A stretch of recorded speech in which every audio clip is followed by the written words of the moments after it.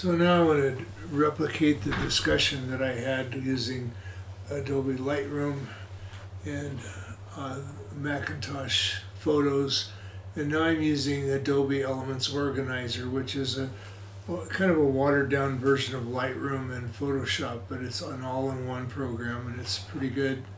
I just imported the 2021 pictures that I imported in the other programs, and I'm going to focus on the Yellowstone trip, which is what I used before. And what happened is that I wanted to see what things look like. It looks similar to the Apple Photos program, but it's more of a rectangular array. I don't think I have any choice of view. Let's see, view, timeline, people recognition, full screen. I guess timeline is okay. And it looks like here's 2020, so right here's a timeline. If I wanted to see a video, they're not playing automatically, but for example, obviously some of these are videos. If I double click it and play it, then I can play the video. I did that earlier. Let me try it again. A little slower to respond than it was in the Macintosh. That was kind of okay. There's the video. So we got a geyser going on. I'm going to stop that and close it. So what I want to do is find the photo that I had tweaked earlier in the other, and it turns out that it's already been tweaked. I did it. See if I can revert this to what it was.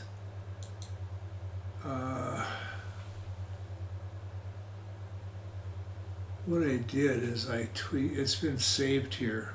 So what happened is that I loaded it in, and then I was able to tweak it. The way that I tweaked it basically was the following. I went ahead and went to Instant Fix, and I don't know if it's going to show me my original picture, but the light, let's see. Yeah, before, what I would have, I can adjust the lighting, and I just was experimenting with this program earlier, and what happened is I fixed the program and it's been edited and then saved.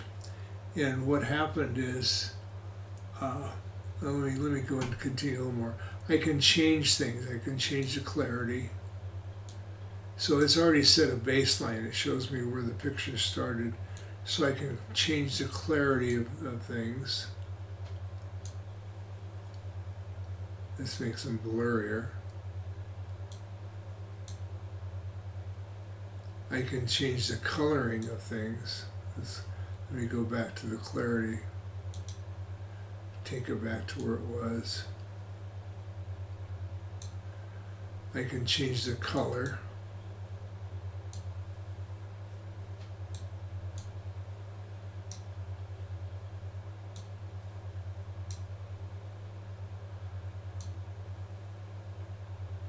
And I can brighten things, the light, the brightness.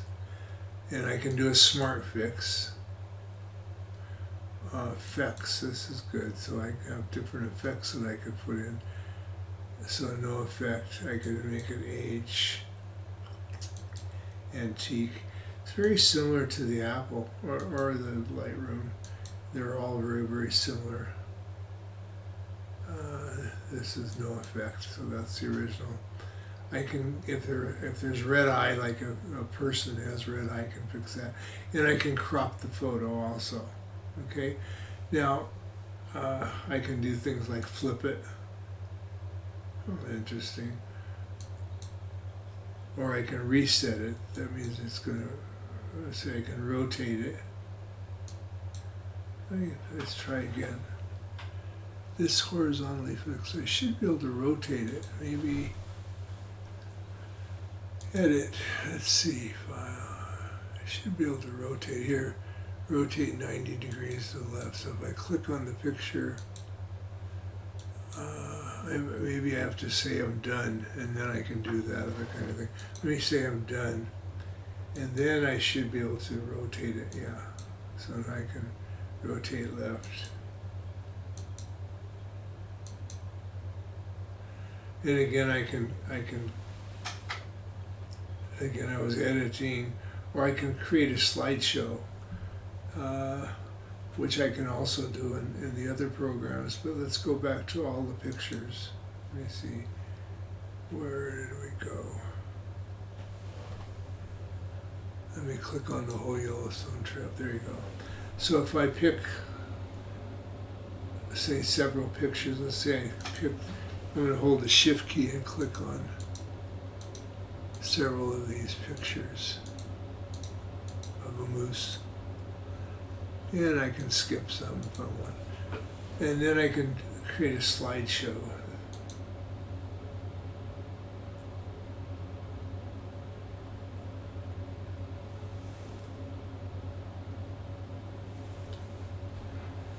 So this particular slideshow was one of several choices. And I can change the music, but I just left what came on default. That's kind of nice. Let me stop this, and I can change the themes. Let's see the themes, so the media themes, there we are. So different themes are available, lots of them. Pan and zoom is a typical theme. Let's take the slideshow this time.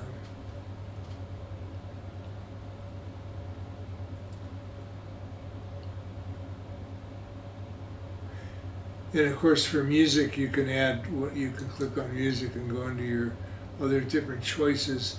You could probably add some audio. You can go into your music library and pick what you want. So I can go into music. My music is, let's see, music library.